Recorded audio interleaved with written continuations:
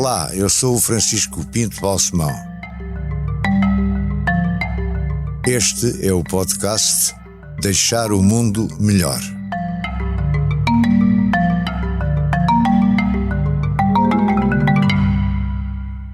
Este episódio foi gravado a 8 de julho de 2022. Por conveniências de programação, a sua publicação foi calendarizada para 18 de novembro. Senhor Patriarca Dom Manuel Clemente, muito obrigado por ter aceito este meu convite para conversarmos aqui sobre um tema, quer dizer, o leitmotiv, penso que sabe, é deixar o mundo melhor, que é um bom objetivo. Não é? Mas é evidente que durante este tempo de conversa também lhe vou fazer perguntas sobre outros aspectos da sua vida que muita gente não sabe. Eu, quando estive a estudar a matéria para fazer esta conversa, descobri, aprendi vários aspectos sobre a sua vida que eu não conhecia. O senhor nasceu em Torres Vedras. 1948. Está quase a fazer 74 anos. Exatamente, para a semana, se lá chegar. Então, parabéns antecipados, diz que não se deve dar, mas eu dou-lhe. Obrigado. Fez a escola em Torres Vedras, a escola primária. É muito simples, o percurso escolar é muito simples, doutor. E até muito comum a gente da minha geração e do meu extrato social, digamos assim. Portanto, eu nasci em Torres Vedras, em 1948, por lado paterno, filho e neto de industriais de moagem, por lado materno, o meu avô era advogado e notário, do lado da minha mãe também proprietários agrícolas. Entrei para a escola, onde fiz até o segundo ano. Para a escola oficial? Não, era o Externato Académico Torriense, que havia lá em Torres, e onde fiz até o segundo ano do liceu. Depois ainda passei para a Escola Secundária Municipal, depois para o Colégio Manuel Bernardes e acabei o liceu no São João de Brito. Eu vi isso, o São João de Brito veio mesmo no fim, na parte final do liceu. Na parte final, exatamente. Depois acabei de ficar muito ligado aos jesuítas, porque encontrei lá um professor de latim, que era um homem muito curioso, o Sr. Padre Fazenda, que era um homem do século XVII, porque falava ao século XVII, não usava artigos indefinidos, não se dizia um homem, era homem, vai, homem fez, vestia ao século XVII, falava e escrevia como o Padre António Vieira, mas era uma ótima pessoa para nos tirar macaquinhos da cabeça, e naquela adolescência, com muitas perguntas, muitas interrogações, e acabou por ser, como se Qual diz, era o nome completo dele? António de Almeida Fazenda. E foi, portanto, um professor que o marcou. Marcou, e depois professor de latim, e com quem depois continuei a conversar. Depois fiz aquele percurso... Mas deixa-me só fazer uma pergunta. Porquê que foi parar ao São João de Brito? Porque no Manuel Bernardes era internato e eu precisava de um externato naquela altura. Sentia que tinha essa vontade. E foi também nessa altura que fui para o Colégio Universitário Pio XII, aquele lar universitário grande, onde conheci imensa gente, que ainda conheço hoje, e mais outros que já cá não estão. E então fui lá para o São João de Brito, fiz lá o 7º ano do liceu e depois segui um percurso que é muito comum a vários colegas meus. Naquela altura não era muito habitual, pelo menos que se gostasse da parte das famílias, que quem queria ir para humanidades, como agora dizemos, fosse para letras. Então entrávamos primeiro em direito, depois não gostávamos e íamos para letras. Também foi o meu percurso. Foi? Mas chegou a estar em direito. Também, pouco mais do que inscrito, não é? Sim. E depois fui para letras e onde fiz a história, que era aquilo que eu gostava de fazer. Mas esses anos, é curioso, e isso depois vai determinar o rumo da minha vida, não é? Esses anos do final do liceu até ao final mesmo de letras, portanto, digamos, os meados dos anos 60 ao princípio dos anos 70, o que eu sou essencialmente, sou paroquial e escotista. Era aí que eu passava a vida e pelo menos tinha aí sempre a cabeça, não é? O escotismo, portanto, desde sempre. Sim.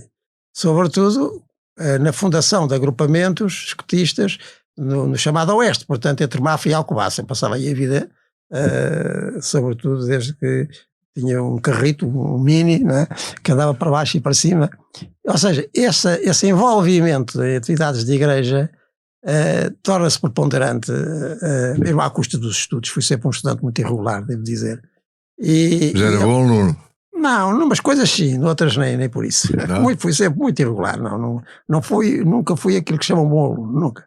Mas nunca chumbou? Chumbei a matemática no 5º ano, mas comia paletas, deixaram-me andar.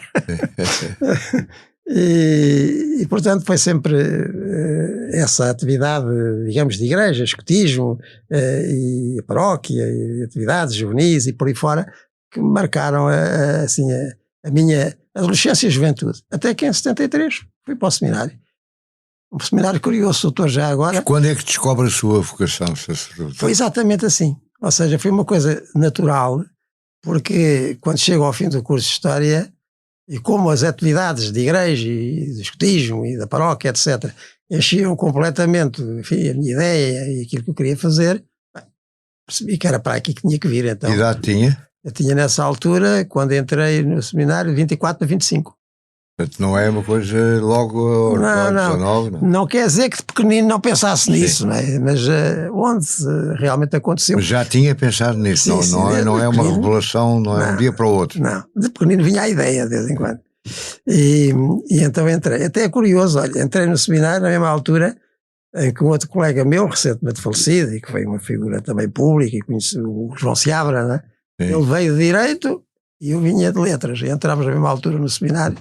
Eu ordenei-me uns meses depois dele e acabámos por ter uma vida sempre de muito amigos.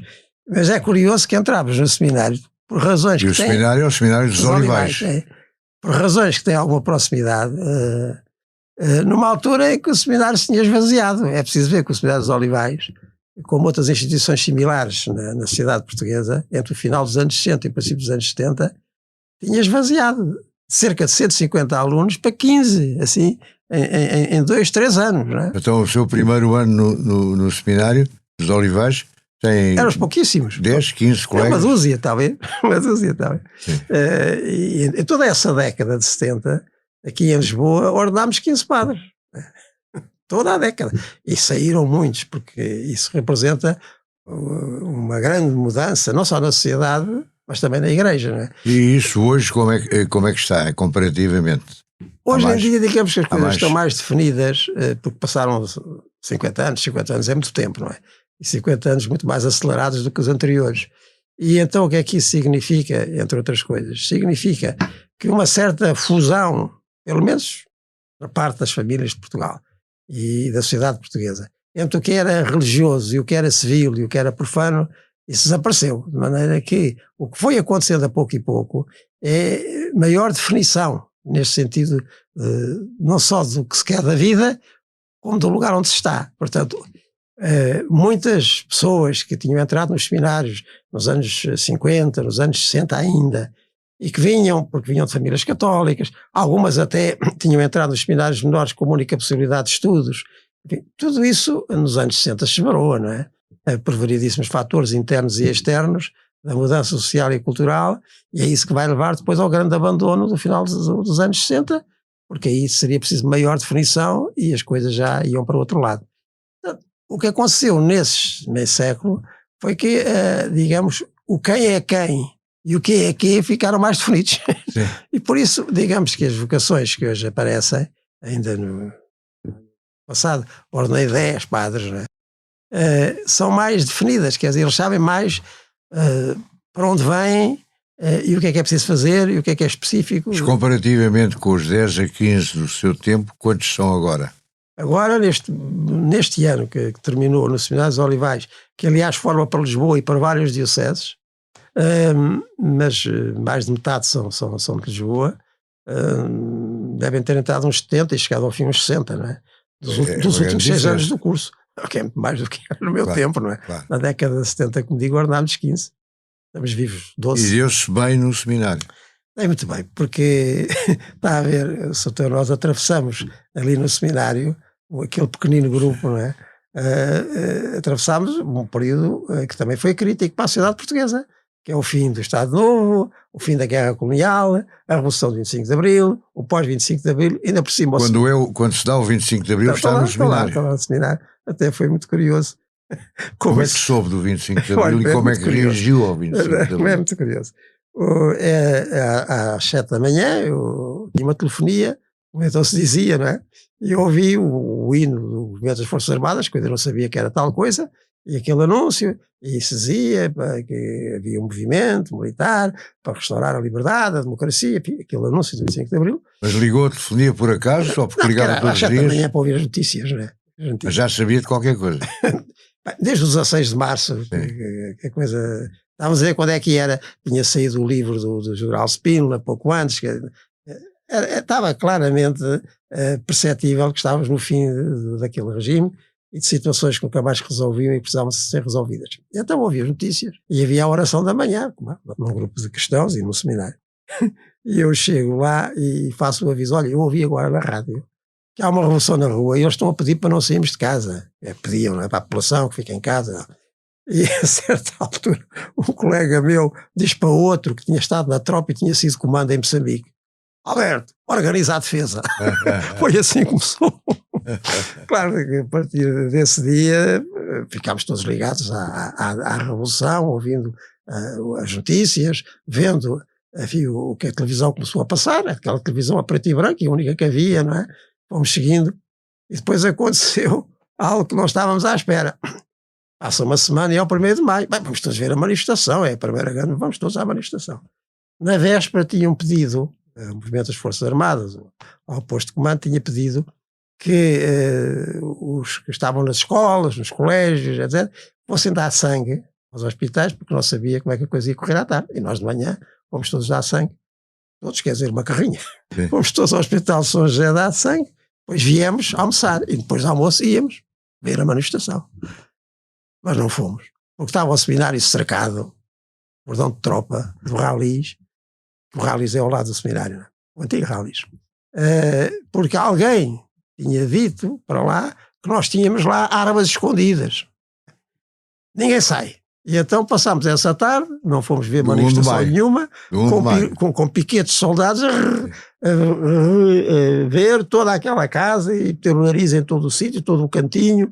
E está claro que e não encontraram armas. Acabou tudo com uma grande confraternização com os soldados a ver umas cervejas que já não havia na altura. E acabou assim o nosso 1º de maio. Mas claro, porque o seminário ainda por cima, no sítio onde ficava ali entre 3 pontos críticos. Entre a fábrica de material militar, o depósito de material de Beirolas e o Ralis. Nós estamos mesmo no centro. Portanto, até ao final de 75, quando as coisas depois começaram a ficar mais regulares, digamos, seguimos até por geografia os sucessos revolucionários. Mas para si o 25 de Abril foi importante? Teve alguma participação? Foi muito importante. Coisa, em qualquer movimento, em qualquer movimento, não, isso não. Era seminarista e estava a formar em teologia para ser padre. Mas o que participei sim foi no movimento que tocou a igreja aqui em Lisboa e não só, não é? Nós tínhamos como patriarca, um jovem patriarca, que naquela altura ainda andava na casa dos 40, o Dom António Ribeiro, e que um ano antes do 25 de Abril tinha escrito um documento, para nós foi marcante, e onde já está quase o esboço do que veio a ser um ano depois o programa das Forças Armadas, sobre a democratização da sociedade portuguesa, sobre a necessidade de participação política, sobre a possibilidade de haver várias forças políticas organizadas. Tudo isso está nessa carta do Episcopado de 1973, que foi da redação do Dom António Ribeiro. Portanto, nós estávamos já na expectativa de que isto ia ser diferente, não é? E que se tinha que pôr alguma solução ao problema colonial, que nunca mais se resolvia. Acaba o seminário e depois tem toda, se pode chamar assim, uma carreira dentro da igreja. E também muito simples, porque um ano fora, em que fui até gestor de algumas paróquias ali no Oeste, e logo no ano a seguir sou chamado para a formação de seminaristas, onde estive durante 25 anos. A dar aulas?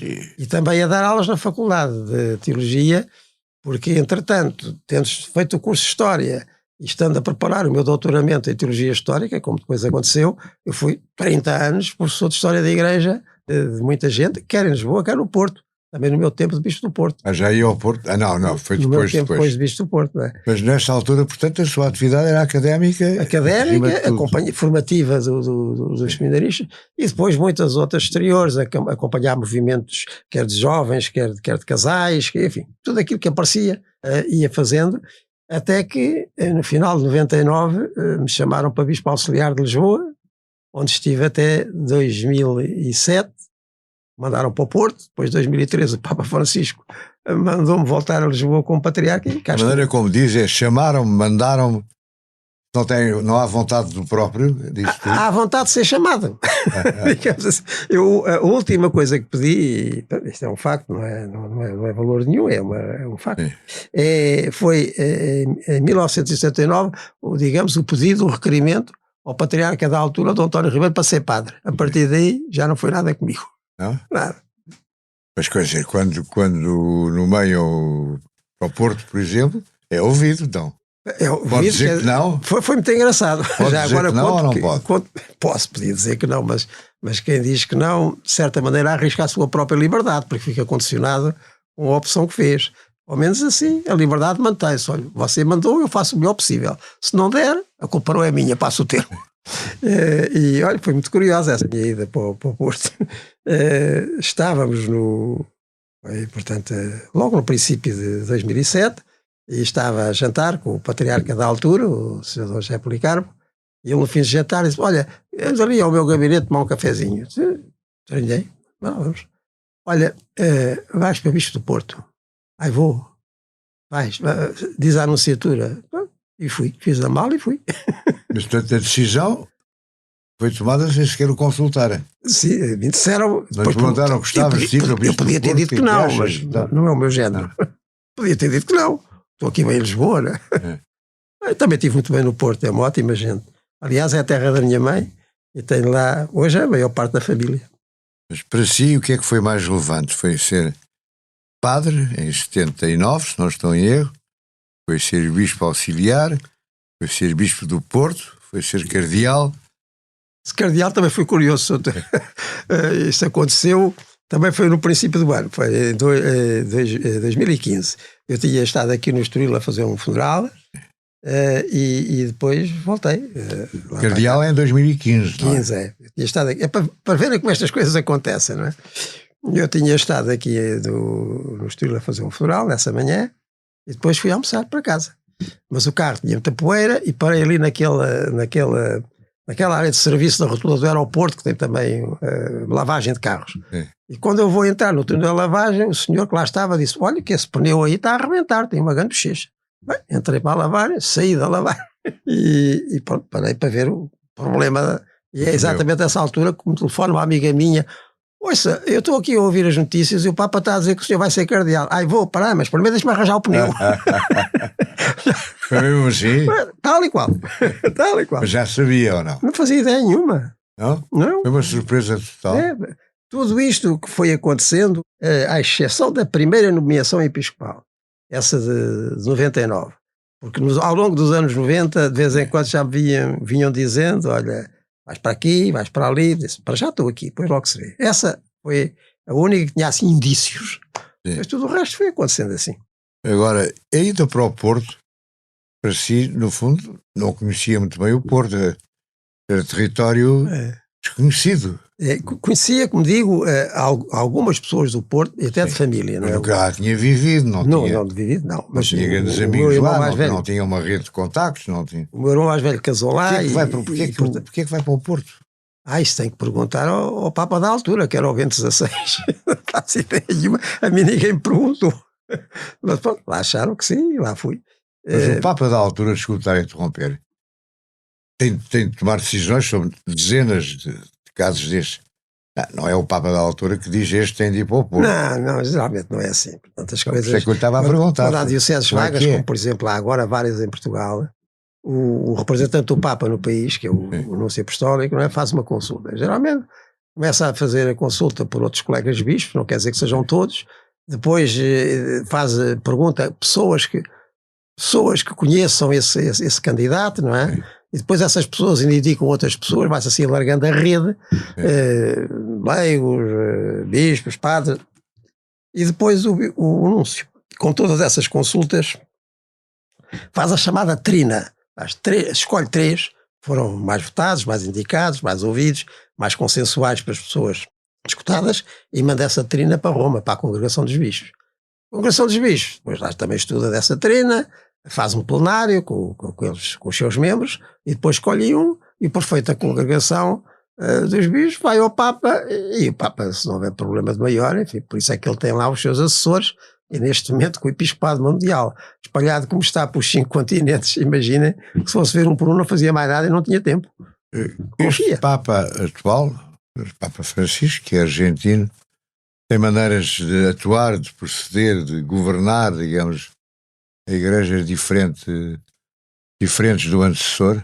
É como se tu estás a dizer, ele é argentino, é sul-americano e trouxe para uma igreja que ainda era muito eurocêntrica, trouxe aquele sopro que é próprio das realidades sul-americanas e trouxe sobretudo, e isso é muito importante, e também foi por isso que ele foi escolhido pelos cardeais que o elegeram em 2013, aquele programa que os bispos sul-americanos tinham feito na Conferência da Aparecida, que é o que ele tem feito, portanto uma igreja muito próxima de gente mais pobre, mais frágil, que privilegie tudo o que são periferias. Reparemos que o Papa nas viagens, este Papa, vai exatamente a sítios onde à primeira vista nós europeus não estaríamos muito à espera. Ele não visita habitualmente, se é que alguma vez visitou os grandes países, não é? Mas visita os pequeninos, os mais atrapalhados com problemas quer económicos, quer de guerra, quer de desenvolvimento, os problemas esta fronteira tremenda do Mediterrâneo, não é? Foi logo o primeiro sítio onde ele foi, por causa daqueles que lá chegavam à ilha de Lampedusa. Esta atenção é que ele trouxe, digamos, nesse sentido, um modo evangélico mais claro, quer dizer, tem mais a ver com aquilo que eram as atitudes de Jesus Cristo neste sentido, não é? Da aproximação dos pobres, dos frágeis, e isto tem sido muito estimulante para nós todos, muito estimulante, e creio que não vai passar. Mas tem uma abordagem, uma aproximação diferente do Papa Bento. Até em termos humanos. Diferente, não? O Papa Bento, que no trato pessoal é de uma amabilidade extrema e de uma grande simpatia, mas é obviamente o perfil do intelectual, não é? Do professor universitário, do homem de gabinete, com um discurso claríssimo, com a capacidade de tocar qualquer tema e de o expor meridiana, que toda a gente fica tocada e adere e percebe. Isso tem, sem dúvida nenhuma, com uma grande clareza de princípios, mas é obviamente um homem mais retraído, até por feitio, por temperamento. O Papa Bergoglio, o Papa Francisco é um todo-terreno, já era assim na Argentina, e em Roma é tanto quanto pode ser, agora menos com o problema do joelho. E o Papa João Paulo II? Lá está, é outro meio a que nós não estávamos muito habituados, porque é um meio, estamos nos anos 70, não é? Sim. Naquela altura, tudo e é polaco. E tudo quando se passava nos anos 70 para lá da Alemanha, nós às vezes até nem pensávamos bem que fosse a Europa, não é? Era outra coisa, não? A Europa era da Alemanha para cá, para nós, os que estávamos habituados a ver nestas coisas. E João Paulo II trouxe, para já, aquele misticismo próprio dos eslavos, mas mais do que isso, trouxe também aquela resistência e também o sentido combativo próprio de uma igreja que tinha passado pelo nazismo, tinha passado pelo comunismo, portanto habituada a resistir. E quem está habituado a resistir não é de meias palavras, é de meios sentimentos, não é? Trouxe aquele ímpeto, também eslavo, podemos chamar, e isso faz com que a Igreja Católica, concretamente neste centro romano, que é sempre muito determinante, desde os anos 70 até agora, meio século, não é? Tenha tido no seu centro realidades muito diferentes daquelas que estavam habituadas. Um polaco, um alemão, um argentino, não estávamos habituados há séculos. E acha que isso é positivo para a Igreja? Acho muito positivo. Eu agora espero que o Papa Francisco lá se conserte do joelho e que fique mais algum tempo connosco, apesar dos 86 à porta, não é? Porque a cabecinha continua muito fresca, muito, muito atenta, e há muita coisa que é preciso ser resolvida, também coisas que ele lançou, processos de escuta e discernimento que ele iniciou, e que é bom que ele continue a acompanhar até ao fim, espero que sim. Até por outra razão, é porque ele criou um colégio cardinalício tão universal como nunca tinha sido, não é? Como vai buscar cardeais aos sítios mais recônditos deste mundo, depois os seus eleitores têm que se conhecer minimamente para escolher um, não é? É preciso mais tempo. Mais complicado. Isto não se faz por Google. O Sr. Dom Manuel é também presidente da Conferência Episcopal Portuguesa. Fui durante 7 anos. Fui. Já não é? Já não, porque os mandatos são 3 anos. Não é? Quem é agora? Desculpa-me. Agora o Dom José Ornelas, que foi bispo de Setúbal, e neste momento é bispo de Leiria. Desde há 2 anos. Peço desculpa por esta gafe. Os mandatos são 3 em 3 anos. Sim. E eu, como ainda tive que completar o mandato do meu antecessor, o Dom José Policarpo, que não tinha completado o mandato, depois fui um ano, mais 3, é caso inédito ter sido presidente 7 Então, anos. agora é o Dom José Manuel. Agora já não, e muito Como é que bem. funciona a Conferência Episcopal? Vão a votos? Grande parte das decisões são votadas. Mas há casos em que há 5, não sei quantos são ao todo. Nós somos, neste momento, 20 bispos diocesanos, mais um outro bispo, que é o das Forças Armadas, Há 21. 12 que votam de uma maneira e 8 que votam de outra. Geralmente, geralmente, como as coisas são muito conversadas antes Sim. de chegar ao momento da votação, procura-se chegar ao maior consenso possível. E em relação aos pontos mais fortes, esses consensos, como são muito trabalhados, acontecem. Mas as decisões que a Conferência Episcopal toma são depois adotadas por toda a Igreja Portuguesa.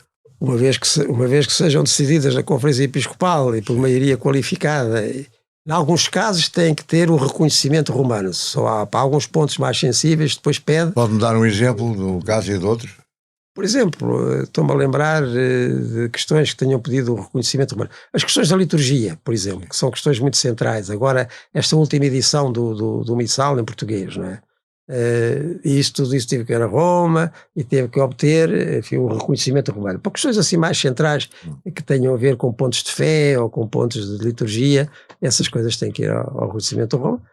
Também nos dão uma certa segurança. Pronto, agora não é uma coisa só nossa. E há discussões acesas dentro da conferência? Acesas, olha, como digo, eu neste momento sou o bispo mais antigo em exercício e assim acesas propriamente não estou a lembrar muito. Nós somos gente bem educada, gostamos uns dos outros e às vezes resolvemos mais as coisas nos corredores do que propriamente lá à mesa. Há uns tempos o Dom Manuel esteve envolvido numa questão sobre as pessoas que voltam a casar. O acesso aos sacramentos, não é? E o problema da abstenção sexual.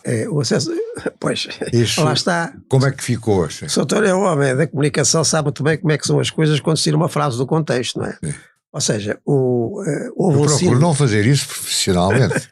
Pois, mas sabe como essas coisas acontecem. Não quer dizer que tenha por experiência própria, mas por experiência alheia. Quando sabe muito bem, não quer dizer que eu faça. Pois não, de maneira nenhuma. Mas, e então o que é que acontece? Acontece que em 2015 houve um sino dos bispos sobre a família. E desse sino depois saiu um documento papal chamado Amoris Laetitia, a Alegria do Amor, que é um longo documento sobre a família, como é que se há de estabelecer a família, o que é preciso para que ela se mantenha, no que diz respeito não só à formação do casal, mas à educação dos filhos, também aos mais velhos. É um longo documento, muito interessante, aliás. O que veio de uma reflexão feita por muitíssima gente pelo mundo além, depois chegou a esse sino. Tem um capítulo em que trata exatamente do acompanhamento das situações que estão mais fragilizadas, ou dos casais que entraram em ruptura, etc. E num desses pontos admite-se que haja uma certa, digamos, um certo acompanhamento caso a caso e com discernimento dessas situações, e depois ver o que é que se pode ou não pode fazer. E depois eu e os vários colegas meus demos indicações para se aplicar esse documento na Diocese, e eu também tive que ajudar em relação à Diocese de Lisboa. E no final eu pus uma série de linhas que não são mais do que a condensação da doutrina, também é que vem na Amoris Laetitia, sobre como reagir nesses casos. E uma das linhas é essa, para quem esteja obviamente capaz de o fazer, não é? Da abstenção dos atos conjugais. Outras alíneas são, e são as mais praticadas, que é expor à Igreja, uma vez que o casamento dessas pessoas foi feito à Igreja, porque quiseram fazer na Igreja. Então expor à Igreja, concretamente nas dioceses, a sua situação. E verificar se realmente houve ali um ato sacramental que tivesse mesmo ligado às pessoas, não é? Em termos religiosos. E é isso que geralmente acontece nos chamados tribunais, que não são tribunais como os outros, eclesiásticos, em que se analisa esses casos e que, em grandíssimo número de situações, se verifica, quantas pessoas disseram aquelas palavras sacramentais, mas ou não estavam preparadas para as dizer, como depois se verificou, e como na altura também já se podia ter verificado, ou não queriam dizer exatamente aquilo, ou naquele momento tinham também atos e atitudes contrariavam aquilo que estavam a dizer no ato sacramental, realmente o sacramento não houve. Não é? E essa é uma outra linha. Depois há outras linhas que têm a ver com o acompanhamento, repito, caso a caso, e aquelas pessoas que, estando numa situação muito particular, sentem também muita necessidade de participar nos sacramentos e por aí fora, e que podem, para isso, fazer então esse propósito, para ser coerente, porque eu realmente estou, em termos sacramentais, estou ligado a outra pessoa e não a esta pessoa com que vivo, e isso ainda não se resolveu, mas enfim, privadamente, ter ou não ter acesso a algum sacramento, porque isso me faria bem. É uma série de linhas. Tiraram a linha dessa possibilidade de abstenção dos atos conjugais e fizeram disso um tratado. Não é isso que lá está. Eu limitei-me a pôr um elenco daquelas possibilidades que ali estão. Mas na altura isso deu grande. E agora como é que isto ficou? Eu creio que ficou assim como eu propus, ou seja, que se veja tema como este na Conferência Episcopal é debatido e votado, e na altura foi e com votação secreta, se for preciso, ou não? Geralmente as nossas votações geralmente não são secretas. Não são secretas. São poucas aquelas que são secretas, mas as pessoas dizem quem vota contra, quem se abstém, quem vota a favor. E devo dizer que quando toda aquela polémica amainou, e devo agradecer aliás ao Expresso, que logo na semana a seguir me convidou e me fez uma extensa entrevista em que eu tive a ocasião para explicar isto mesmo que estou aqui a dizer, depois, à cautela, passo o termo, mandei o meu texto ao Papa Francisco. Tive muito gosto, 2 ou 3 meses depois, de receber uma carta dele a dizer que tinha ficado muito contente com o meu texto. Ótimo. Agora diga-me outra coisa, Sr. Dom Manuel. Toda esta evolução da Igreja, mulheres sacerdotes, o divórcio, a questão da homossexualidade, tem havido uma evolução na atitude e na posição, digamos, da Igreja Católica. A evolução se pode ver, se pode falar em evolução, é mais neste sentido de que a pessoa toma o lugar principal. Antes de mais, antes dos casos, são pessoas, não é? E por isso, nem gostamos de dizer, nem devemos dizer, não é? O homossexual, o heterossexual, aquele. É a pessoa que também tem essa tendência ou essas atitudes. A prevalência é sempre da pessoa. E a pessoa tem sempre de ser ouvida, ser respeitada. Está claro, dentro do respeito geral por aquilo que são até as regras da civilidade, com certeza. E esta prevalência da pessoa como tal, ainda antes de fazer condenações imediatas e genéricas, isso é que tem ganhado terreno, julgo que sim. Porque a nossa sociedade anterior não era bem assim. Mas não é só no campo da Igreja, era em geral, não é? As coisas eram muito mais demarcadas, os campos muito mais definidos. Agora, essas questões põem-se em sociedades como a nossa, mas é preciso ver que na Igreja em geral, se nós vamos para a África, se nós vamos para a Ásia, vamos para a América Latina, se vamos para a América do Norte, as sensibilidades são várias, mesmo em relação a esses pontos. Temos que ver que uma certa prevalência temática, não é? Até em termos de comunicação, é muito de origem europeia ou euro-norte-americana e que encontra muitas resistências noutras partes do mundo, o que faz com que nessas abordagens, além do respeito pela pessoa e com certeza da fidelidade à tradição cristã no seu essencial, não é? Concretamente em relação ao masculino e feminino, em relação ao matrimónio, aquela frase que Cristo diz e até repete, não é? Deixará o homem em sua casa, unir-se-á à sua mulher, são os dois como um só, não separa o homem que Deus uniu. Portanto, fala de homem, fala de mulher, fala de unidade. Nós somos cristãos, não somos outra coisa, não é? Portanto, não nos peçam para ter outro tipo de posição fora daquilo que é a base evangélica. Agora, o respeito pelas pessoas e a muita atenção que o Papa Francisco tem mantido, mesmo provindo da América Latina e da sensibilidade própria desse continente ou subcontinente, é que tem que olhar para o mundo em geral. Isto faz com que nós estejamos nestas situações e nestas questões, por um lado, com muito respeito por cada um, por outro lado, com muita fidelidade àquilo que nos faz cristãos, e depois atendendo a que soluções genéricas podem não servir para realidades diferentes. Deixar o mundo melhor tem o patrocínio da Hyundai. Juntos avançamos para uma mobilidade mais sustentável. Porque o que move a Hyundai hoje é garantir um mundo melhor às gerações de amanhã. Hyundai. Mudamos o futuro. A propósito de soluções genéricas e quase a acabar, todo o conceito de globalização, que todos nós dizíamos que estávamos a caminhar para a globalização, mudou bastante outra vez, agora com a guerra da Ucrânia, com a própria pandemia. Onde é que o mundo vai? Soutor, eu creio que se pode aplicar aqui 2 princípios daquilo que nós chamamos o pensamento social cristão, que é o princípio da solidariedade e o princípio da subsidiariedade. Só assim é que a coisa funcionará. O que é que ele significa? O princípio da solidariedade faz-me que, em relação a qualquer assunto, e também este da vida internacional, não é? Nós nunca percamos a noção do todo. Isto tem que, passo o termo, de chegar para todos. Mas é um todo tão diverso. Ora, está. E por isso é que tem que entrar também o princípio da subsidiariedade, ou seja, não se diluem as partes, as especificidades, aquilo que é próprio deste grupo, aquilo que cada setor pode fazer por si, aquilo que caracteriza também culturalmente este ou aquele grupo. Isso tem que ser tido tudo em conta. Quando se faz uma globalização, digamos, uma solidariedade forçada e que esmaga aquilo que são as particularidades de cada grupo, a coisa não funciona. E é isso que nós estamos agora a descobrir. Quer no plano nacional até, não é?